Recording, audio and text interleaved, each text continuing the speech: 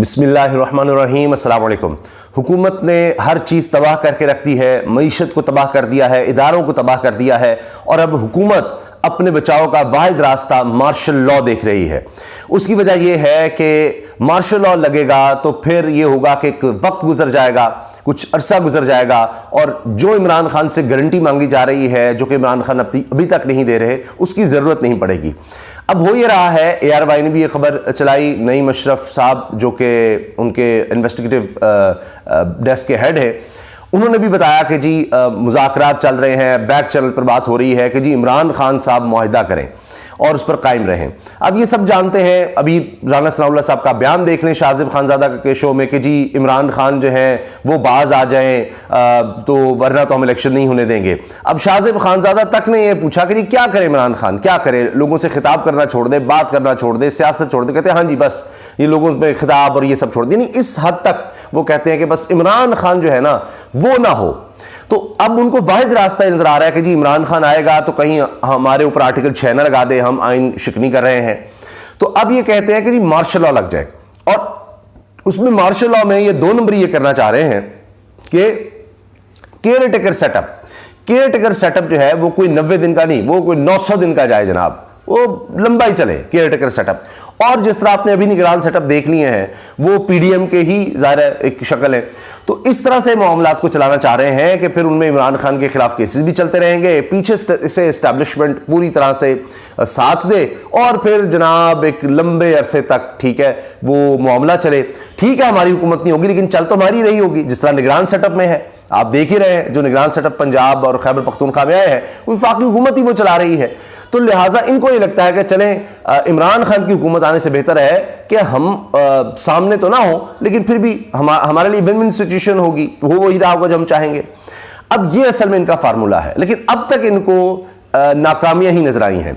National security committee में गए, national security council में गए, वहां भी इनको नाकामी नजर आई। अब आप देख रहे हैं कच्चे का ऑपरेशन करना, दीगर काम करना, ये सब इसीलिए है कि जी किसी तरह से मामला हो सके, क्योंकि जितने भी सर्वेज हो रहे हैं और हर सतह पर आप देख लीजिए हो ये रहा है कि इमरान खान साहब की जीत ना सिर्फ यकीनी नजर आ रही है बल्कि धांधली के पूरे प्लान के बावजूद, तमाम अफसर लगा लेने, जितनी धांधली कर सकते हैं वो करने के बावजूद इनको नजर आ रहा है कि इमरान खान ये 2/3 अक्सरियत बड़ी आसानी से ले जाएगा और इसी वजह से ये इलेक्शंस में नहीं जा रहे, वरना ये मैनेज करना जानते हैं इलेक्शंस को। लेकिन अब लीड इतनी ज्यादा नजर आ रही है, इन्होंने इतनी तबाही कर दी है, IMF से मामला अभी तक तय नहीं हो पा रहे, डिफॉल्ट नजर आ रहा है। ये कहते हैं कुछ भी हो तो हमारे ऊपर तो नहीं आएगा और हमें एक वक्त मिल जाएगा दोबारा से, यानी जिसको ये कह रहे हैं हमारी सियासत को नुकसान हो गया उससे निकलने का, फिर हमारी जान भी बच जाएगी, केसेस भी हम पे नहीं होंगे।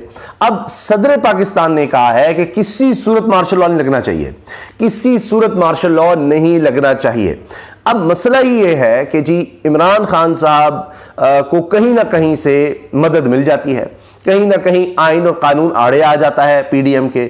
अब सदर जो है उन्हीं के हवाले से देख लें, ये फौरी तौर पर कानून बनाना चाहते थे सुप्रीम कोर्ट की ताकत कम करने का, वहां पर सदर ने दस्तखत नहीं किए, वो मामला लंबा हो गया। फिर यह है कि जनाब जब तक कोई सदर बन नहीं जाता, इलेक्ट नहीं हो जाता, तो आरिफ अलवी साहब ही सदर रहेंगे।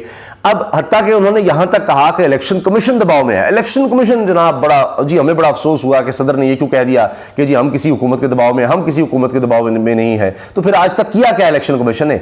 जो वाहिद काम है इलेक्शन कमीशन का इलेक्शन करवाना, वो नहीं इलेक्शन कमीशन करवा सका, तो बाकी क्या खाक किसने कुछ करना है? ये बयान जितने मर्जी दे दे, एक ही तो काम है इलेक्शन, वो नहीं करवा पा रहा, तो बाकी तो कहानी ही खत्म हो जाती है।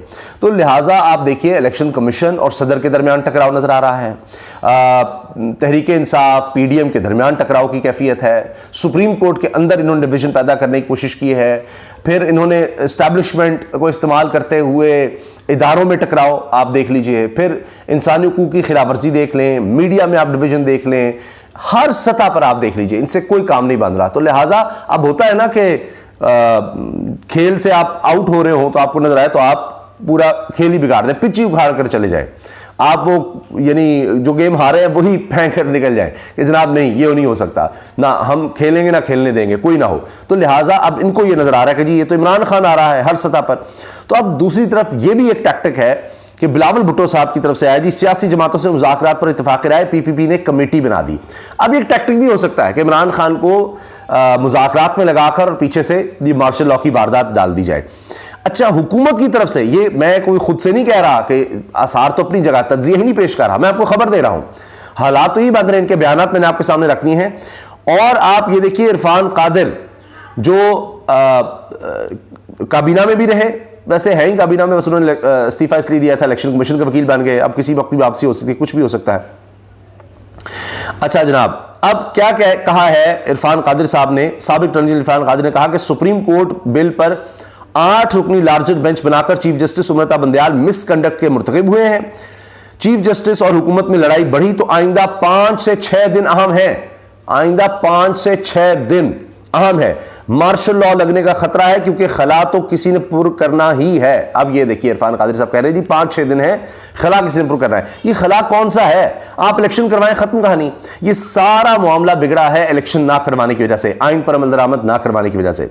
तो लिहाजा अब आप ये देखिए कि किस तरह इदारों पर भी हमला किया जा रहा है। इरफान कादिर ने कहा कि जी सुप्रीम कोर्ट के 10 रुकनी बेंच का फैसला है कि कानून साजी का मुअत्तल नहीं किया जा सकता, ये 8 रुकनी बेंच गैर कानूनी है।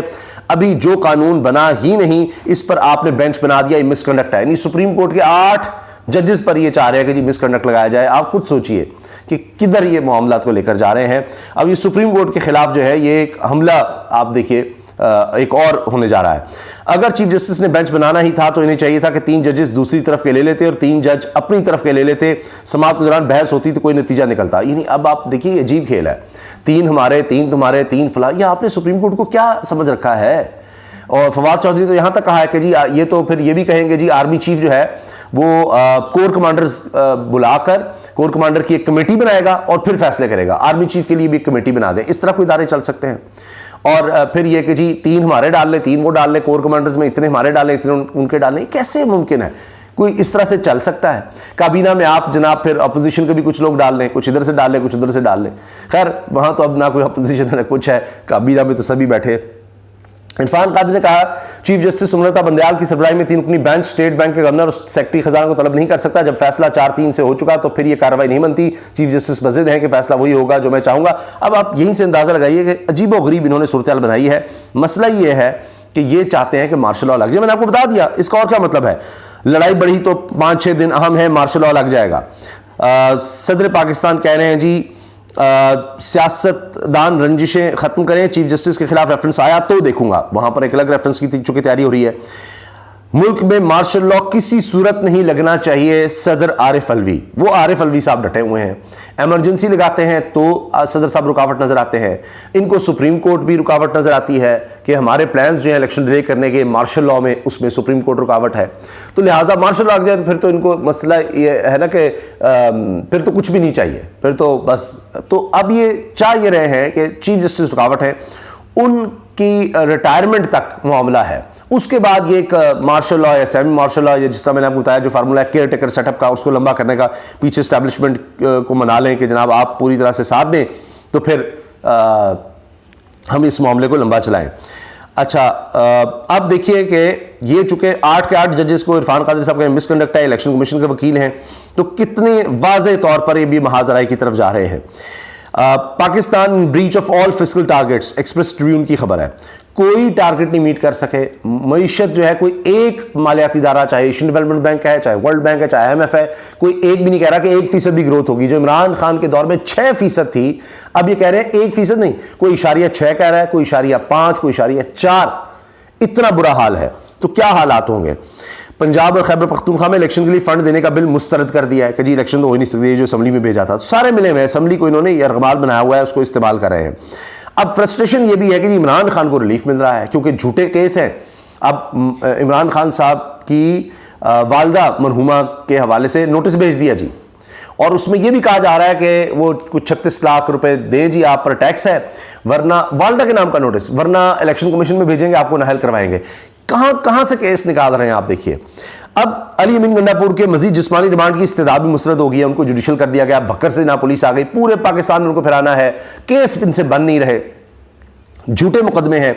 अब इमरान खान की 3 मुकदमात में 4 मई तक जमानत मंजूर हुई है और वीडियो लिंक पर हाजिरी की इजाजत भी मिली है। इस पर अब अता तारड़ अलग चीख रहे थे कि ये क्या हो गया, वो क्या हो गया। फवाद चौधरी हमाद अजहर अदालत में गिरफ्तार होने से बाल बाल बच गए।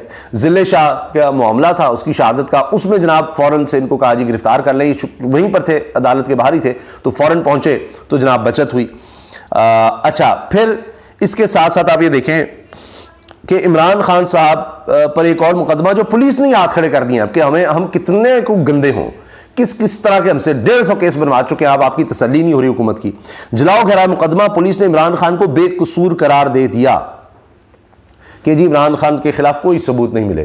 तो ये लगभग 150 जो केसेस हैं इनमें तो कुछ भी नहीं, इसीलिए तो कभी मुफ्ती सईद को ला रहे हैं, कभी टिरियान, कभी कुछ, कभी तोशा खाना। अब तोशा खाना का बनाया, वो घड़ियाँ बेचते बेचते इन्होंने इनकी गाड़ियाँ निकल आई हैं। वो 1947 तक मामला जाता नजर आ रहा है। 1990 तक ये कहते हैं कि जनाब कुछ हो जाए, ये नहीं हो सकता क्योंकि इनके इतने इतने राज हैं। तो जो ये करते हैं, अब मिसाल के तौर पर इन्होंने मुफ्ती सईद वाला मामला जो निकाला है, इमरान खान साहब के निकाह का जी इद्दत वाला मामला, अब लोग शहबाज शरीफ की बात करने लगे हैं। अब सोशल मीडिया पे किस किसको रोकेंगे कि जनाब वो अफसर था, उसकी एहलिया से शादी की, तो तलाक करवाई, और इस तरह की बातें फिर लोग करते चले जाते हैं सोशल मीडिया पर। आप किस किस को रोकेंगे, किस किस की बात कहेंगे कि जनाब ये ना कहें, वो ना कहें, तो ये मामला तो फिर फैलेगा। मैंने आपको बताया कि फवाद चौधरी साहब ये कह चुके हैं कि जी हमारे प्रोग्राम में कि जी हमें कहा जाता है मरियम के हवाले से भी कोई बात करें आप, ये मामलात हैं, तो हम कहते नहीं, हमने नहीं इस तरफ आना। इसी तरह मैंने आपको बताया शहबाज शरीफ साहब के हवाले से, उनकी शादियों के हवाले से फिर बहुत सी बातें लोग जो है सोशल मीडिया पर करना शुरू करते हैं, जो कि अफसोसनाक है। तो असल मामला ये है कि कुछ बन नहीं पा रहा, तो लिहाजा अब जनाब कुछ और नहीं तो मार्शल लॉ ही लगा दो। इजाज़त दीजिए, अल्लाह हाफ़िज़।